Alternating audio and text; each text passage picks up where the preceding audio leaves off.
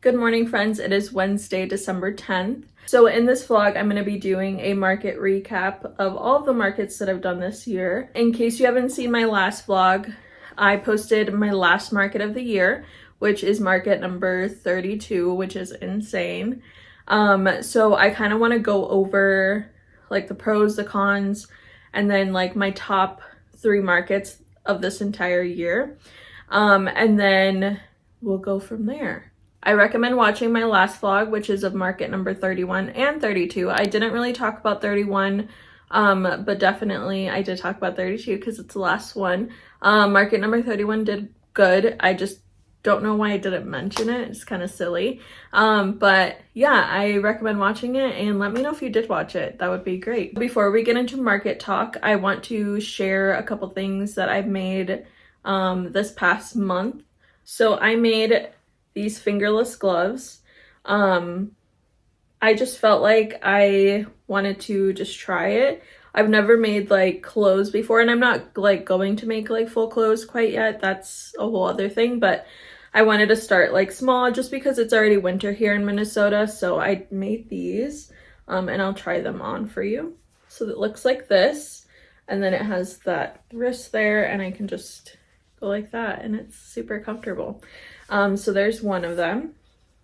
So that's the one color. These are going to my sister, just because I don't need that many pairs, because I have this pair.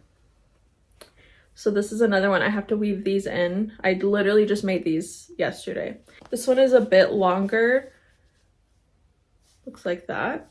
They're nice and warm. So this one is acrylic, and then the other ones, the pink ones, are cotton yarn. Also made a scarf. Now I'm not really like in love with this one, but I did make it, so I'm gonna use it. But it's just kind of shorter, and I can throw it on really quick. Just kind of shorter and would look like that, something like that. But I didn't really like how I did the end pieces. Like this one's angled, so I messed something up there, and this one is like straight. So I don't know really like what happened there, but probably won't do this one again. So still gonna use it, but won't make it again. And then I made this one. This one is kind of just like one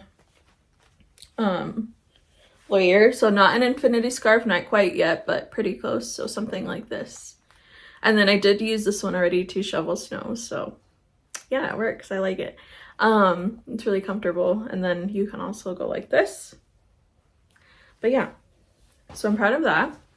The yarn that I used for like, I guess this set, I didn't have a plan for it. I think I got it at the beginning of the year, and it's one of the yarns that you have to like make a granny square, and it's like enough for like the color, but I didn't use it that way. I just used it this way because I had literally no plans for it.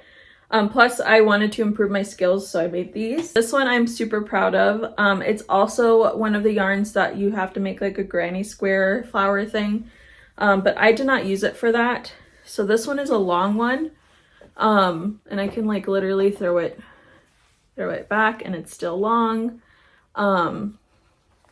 Yeah, I'm like super proud of this one. And then I can also go, so I can literally go like so many ways. I don't know, I love this one. I'm just so proud of the scarves and the gloves that I made. My next project, I want to do hats, and the reason why I'm showing you this is because I plan to open customs next year. So I am practicing, and I'm very proud of the hand warmers, or not the hand warmers, the fingerless gloves. I don't know why I said hand warmers. And the scarf that I made, this one and the other one. Wanted to show you that because I'm so proud of it. And like I said, I want to open up customs for it. So now let's get into market talk. I'm sharing all of this for you to know what my experience was this year. I'm also sharing all of this for the business owners that haven't done markets before, and are just curious or wanting to get started on that whole process. So yeah, let's get started. So I'm going to be looking at my notebook because everything that I want to say is in here and I want to make sure that I don't miss anything. So like I've said many times in my last vlog and in this video, I have done 32 markets this year. I didn't realize that though until I think it was 2 weeks ago or last week that I did, or you know, that I did that many markets. It's kind of insane to me that it happened that way. Or I should say like that I worked so hard like that. I still had a part-time job on top of my business. So I don't know how I did it, I guess. I was just like, go, go, go. So that's pretty cool that I could do that. I'm still like in shock that I did that, honestly. If you're just starting out though, I don't recommend doing that many right away. If you want to, fine, but that's a lot. So when I was just starting out, I'm gonna grab my other notebook here. This is my market notebook. I started out with a single market, and then after that I did 11, and then after that I did, 16, and then I just kept going up from there. In this vlog, I'm also going to do my best markets of 2025. There are 3 to 4, and I say 3 to 4 because one of them is like a runner-up, I guess I want to say. And then after that, I will tell you about the markets that didn't do well. Now, I'm not going to get into the actual name of them. I'm just going to tell you how many markets had this many stars, why, and so on.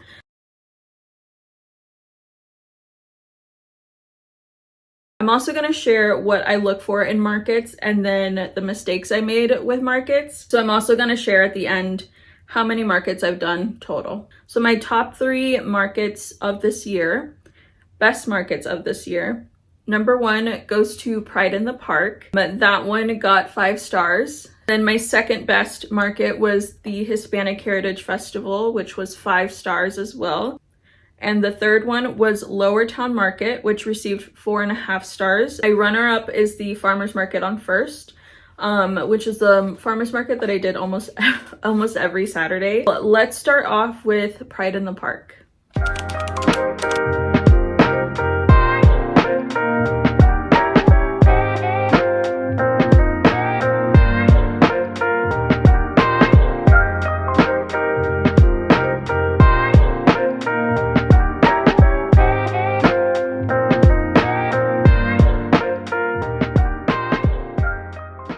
So with Pride in the Park, that one was in my town.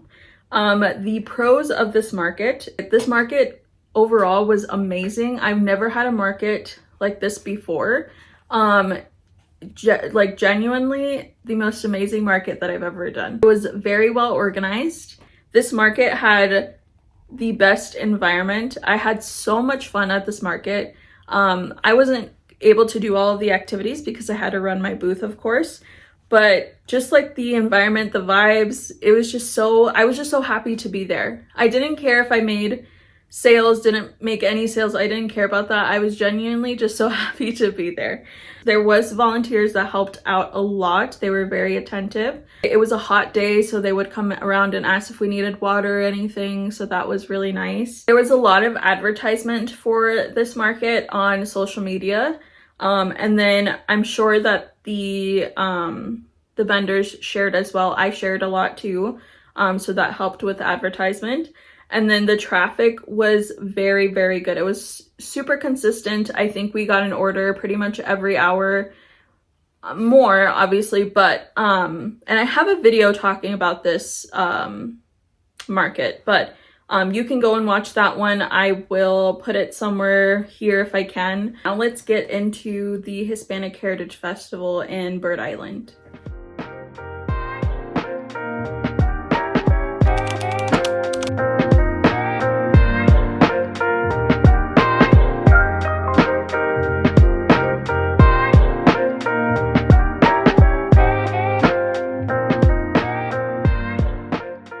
This one was also 5 stars.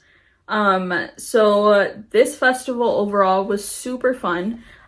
We obviously, just like the first one, Pride in the Park, we couldn't get into like all of the activities that were going on, but we still felt the vibe of like the crowd, and they had a lot of fun. So that was really cool to see like everything going on, because they had it like along the street. I think I also have a video on this one, so go check that one out. It's really nice to see like all of the activities happening like kind of right in front of you. Even if you couldn't like do it yourself, you could still see it right there. It was very well organized. There wasn't a lot of communication, but I did know one of the organizers for it, so I didn't have an issue with that. But I just knew that I was invited. I signed up and I showed up and paid my booth fee there. Easy. It was advertised a lot on Facebook. It was advertised on there constantly in different groups. It was like everywhere. And then they shared my stuff as well, which was great. I always appreciate that. There was a lot of traffic. This isn't like something that I look for in a market specifically, but they did give us merch for the festival. So that is such a great memory to have, because like I said, it was genuinely a really fun market to do. The only con, I would say that it was raining, but that's not the festival's fault. That's literally just the weather. So that's not, I don't want to include that in as a con, but if you see my vlog for that one, my tablecloth got drenched and I did lose one of my products. So that was the only thing, but that was all just a weather thing, not on the festival at all. Now let's get into Lower Town Market. So we have done this market a total of 3 times. This one also has a lot of pros and just a single con.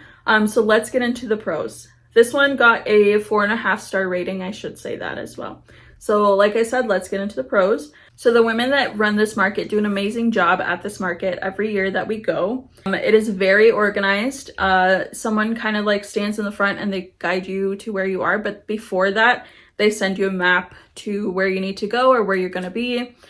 So that is very helpful. So there's a lot of communication before, during, and after this event through email, which is awesome. I love when organizers communicate during those times so that they can guide you to where you need to go, anything that's going on during the market, and then after with any feedback that you want to give them. This market is also advertised very well. The traffic of this market is good as well. It gets pretty busy, which is always a plus. The only con that I had for this market for this year was that my booth was right next to a generator, so it was super loud. So it was kind of hard for me to hear like my customers, and it was hard for my customers to hear me. So that was the only con that I had. My runner-up is Farmers Market on First. So that one, I did not do any ratings on it because there were so many to be able to rate that one. But let's get into the pros and the cons. So the traffic was great in the summer. I should say that this market is in the parking lot of a coffee shop. And I think that the whole thing of like getting your coffee and then shopping a farmer's market is genius. Like whoever thought about that, genius. So convenient to just get a coffee and then get some shopping done. That just seems like a good like family thing to do, or like even a date, or just like some you time. It was very well organized. That market was like on a busy road, so that was a plus. So the only con that I had with this market was that not every Saturday was the same. Sometimes some Saturdays were not so good because there was other events going on. And keep in mind, this has nothing to do with the organizer themselves. It's just kind of some like things that I saw when I did this market. And some Saturdays were so good. It just wasn't like super consistent all the time.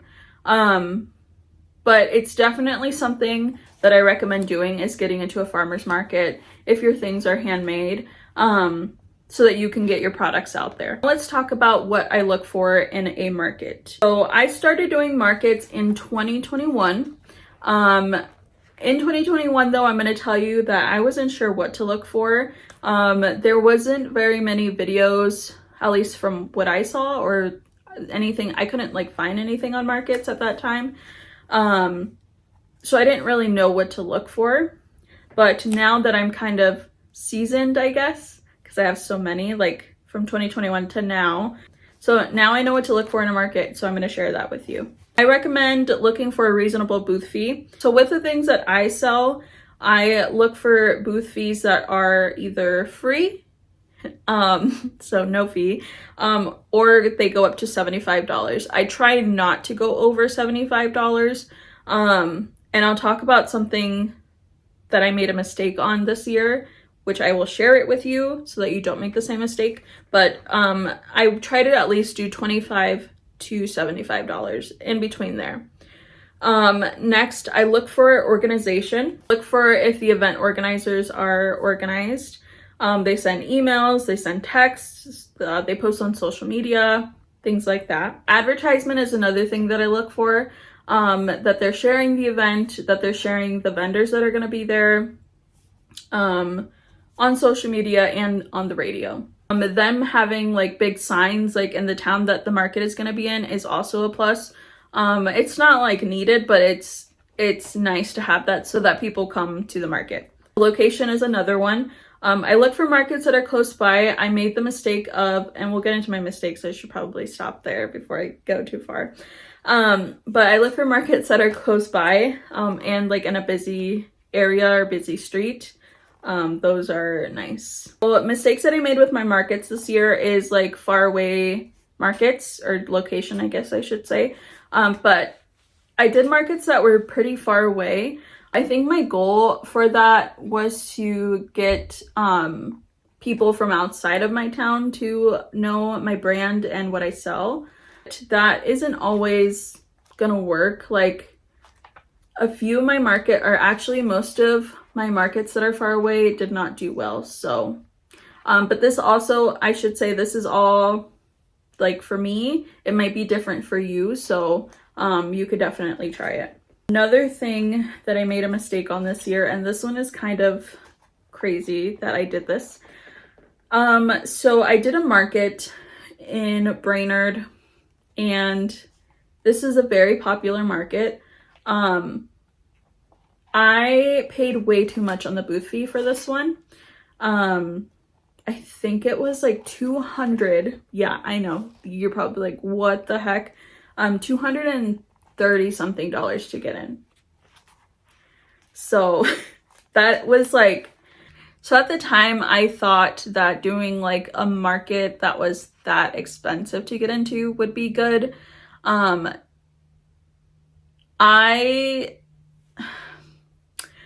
As you can see, I'm still processing. I'm still processing why I did, like, I don't know why I did that. It's a mistake. It's fine. I'm telling you, or that happened so that I could tell you, to maybe not do that right away, or maybe to wait a little bit, or maybe to not do it at all. That was a mistake. It was a mistake. Plus I had to get a hotel, then we had to eat, and yeah, that was not good. All I can do now is laugh, so yeah. So anyway, I wouldn't do a market like that for a while. So after talking about all of that, so overall we did 60 markets with my business. This year though was the heaviest on my markets. And I can talk about really quick, like how many markets I did throughout. I think I kind of mentioned it at the beginning, but in 2022, I did a single market. In 2023, I did 11 markets. In 24, I did 16, and then now 32. All right, so that is all I have for this video. If you have any questions, and if you do want me to talk more about markets, let me know in the comments below. Please like, share, and subscribe this video. That would help a lot. And I hope you enjoy the rest of your week, and I will see you guys on the next one. Bye, guys.